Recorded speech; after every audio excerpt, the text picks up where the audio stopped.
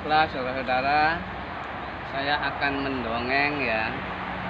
Pertama dari itu cucunya Ki Wirawinangun itu ada 3 saudara ya, peputra dari Ki Buyut Bagus Iman.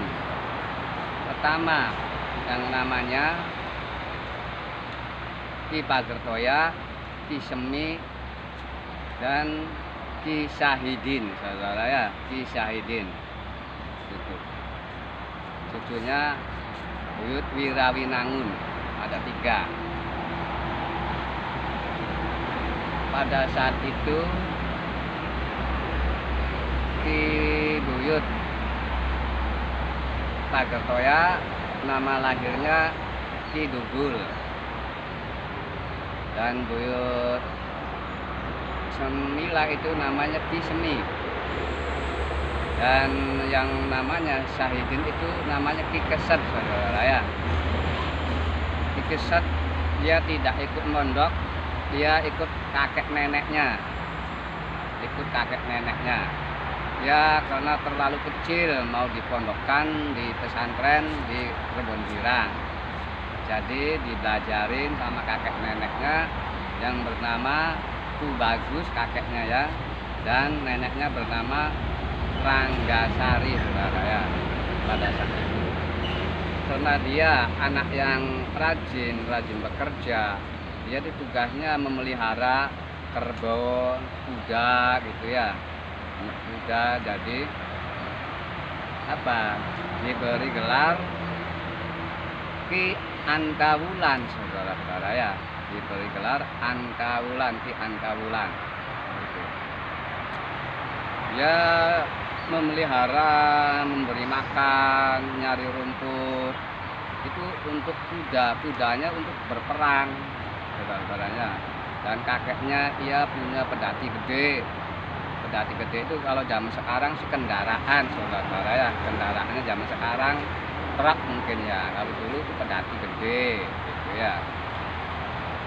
Dan si Ki Antawulan dia selalu mengikuti kakeknya, karena kakeknya adalah seorang perjuangan, seorang membela bangsa dan tanah air, khususnya membela tanah Jawa ya, karena pada saat itu tanah Jawa menjadi rebutan kaum penjajah dari luar sana, dari negara-negara lain maksudnya ya.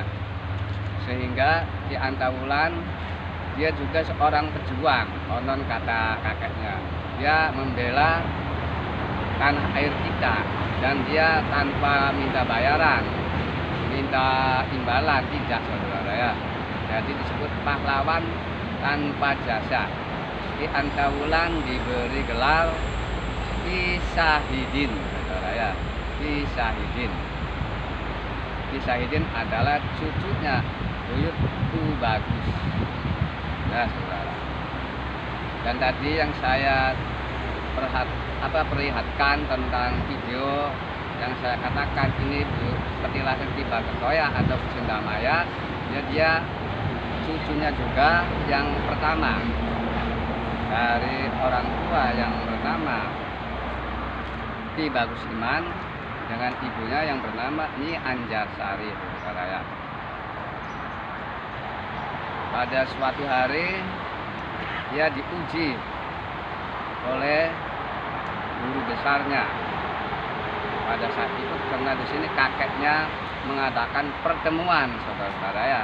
Pertemuan arti rapat keluarga gitu saudara, rapat keluarga, semua saudara kerabat yang dimana satu perjuangan ya berkumpul di daerah sini saudara.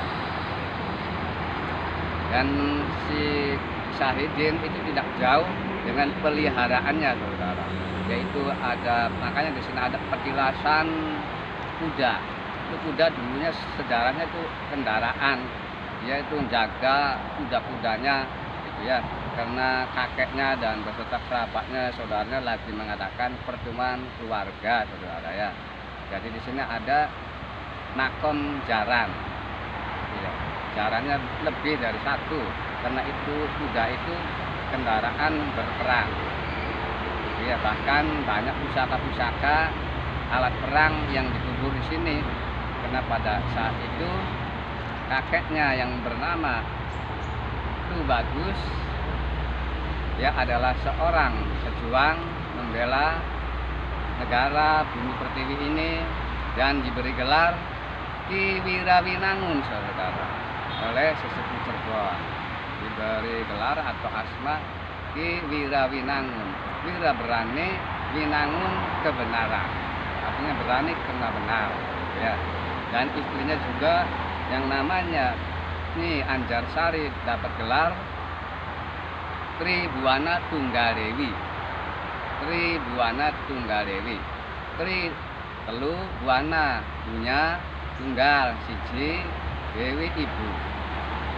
Karena dia berkata, saya punya kendaraan, punya pedati, bahkan punya sawah, tapi bagiku tidak berharga.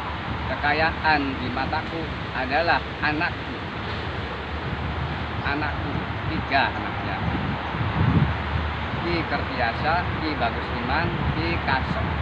Ya, saudara ya, perlu diketahui. Inilah duniaku, anakku. Nilainya tidak terhingga dibandingkan dengan apa yang saya miliki di dunia ini, seperti kebun, sawah, ladang. Makanya dia merasa sayang terhadap anak-anaknya. Makanya duniaku adalah anakku. Tri Buana, Tri 3 Buana dunia, Tri Buana Tunggadewi. Tri 3 Buana dunia, tunggal 1 Dewi ibu. Dunia ibu ya ada 3, ya anak-anak tercinta itu yang tadi saya sebutkan saudara ya. Gitu. Dan pada pertemuan rapat di sini juga yang namanya Ki Pagertoya atau Ki Sendamaya, dia diuji oleh gurunya, oleh sesepuh Cirebon. Coba tunjukkan wahai cucuku, gitu, kata sesepuh Cirebon.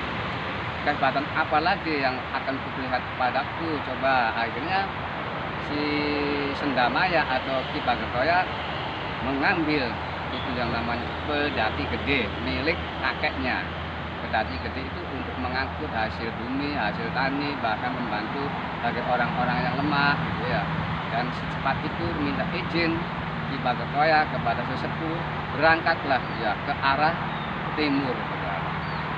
Ke arah timur dengan menarik lodok atau gerobak atau pedati kebo itu yang namanya pedati kebo, pedati gede maksudnya ya, saudara ya. Itu. Singkatnya cerita saudara, Ki Pagertoya atau Ki Sendamaya dia datang pada tepat jam 3 menjelang asar dari arah barat. Ya, ini menurut dongeng kata kakak saya yang sesepuh yang dahulu begitu saudara ya. Jam 3 menjelang asar datang dari arah barat. Ya, di sini lokasinya. Dan dia diberi gelar sama sesepuh Cirebon Ki Suralampa, saudara.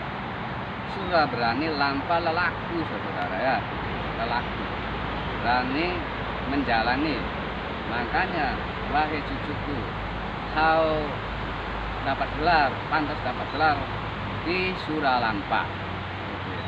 Dan pada saat itu dia itu pemuda yang sudah berumah tangga ya, sudah punya anak 2.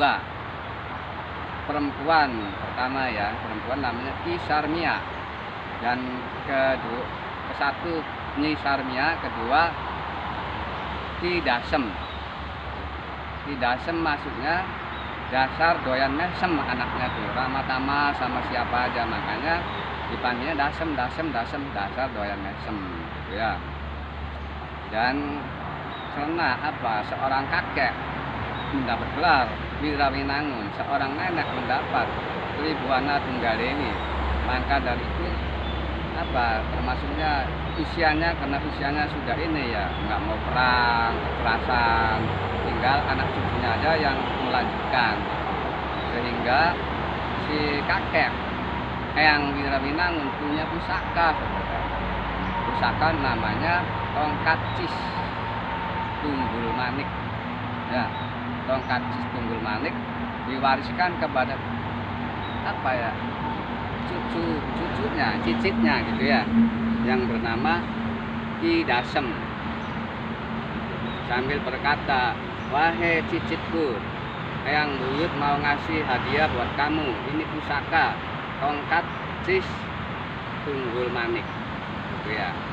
Tahu nggak artinya tongkat itu? Tongkat itu kamu harus berpegang erat hidup di dunia ini supaya jangan mudah jatuh, katanya.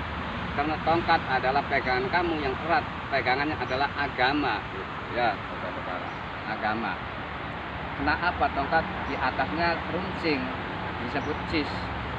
Cis itu kamu harus berhati-hati hidup di dunia ini, karena lidah lebih tajam daripada pedang. Jadi disebut cis, saudara ya. Makanya kalau ngomong apa aja dipikirkan. Ada bahasa pagi-pagi dikasih kopi gara-gara ucapan, gara-gara mulut. Pagi-pagi ditamparin tetangga, digebukin tetangga gara-gara mulut. Makanya cis itu hati-hati.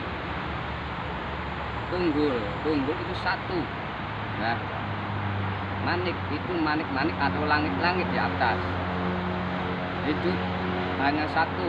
Semuanya ibadah kepada yang di atas. Tunggul Manik itu satu di atas langit, artinya ada Gusti Allah. Ingat itu, cicitku, kata. Kemudian seorang apa ya, eyang nenek ya, juga memberi pusakanya kepada cicitnya yang bernama Nisarmia atau Noksarmia itu, saudara. Pusakanya berbentuk selendang. Nah, selendang berwarna putih diwariskan kepada yang cicitnya. Cicitnya itu putranya di Suralampa itu, putra putrinya. Selendang itu ya ada pusaka, ada kekuatan yang luar biasa. Bila mana dibutuhkan, pakailah selendang ini, wahai cicitku, cucuku, gitu ya. Kalau keadaan kepepet, terpaksa kamu ada halangan di hutan maupun di jalan, pakailah selendang ini, manfaatkan, sabetkan kepada sang musuh itu. Pernah pernah suatu hari Noksarmia berjalan-jalan ke daerah utara, tiba-tiba dia dipengkal oleh segerombolan anak-anak orang-orang jahat. Dia akhirnya ingat pesan yang neneknya. Selendang ini dimanfaatkan lalu dilemparkan, ujungnya dipegangin, dia menyala kayak petir, seperti petir, ceber gitu ya, sehingga si pemuda berandal itu kabur ya.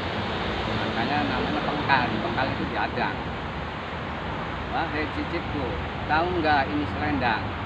Dulu waktu eyang nenek masih muda buat sesindenan, ketidungan, wewayangan, tetopengan, gitu ya. Jadi diwariskan ke cicitnya. Dan ini namanya selendang mayang, katanya. Selendang adalah aksesoris, mayang adalah bidadari. Makanya pakailah selendang ini, dipakai laksana bidadari lillahi ta'ala, gitu ya. Baiklah saudara-saudara, nanti kita berlanjut lagi. Ya.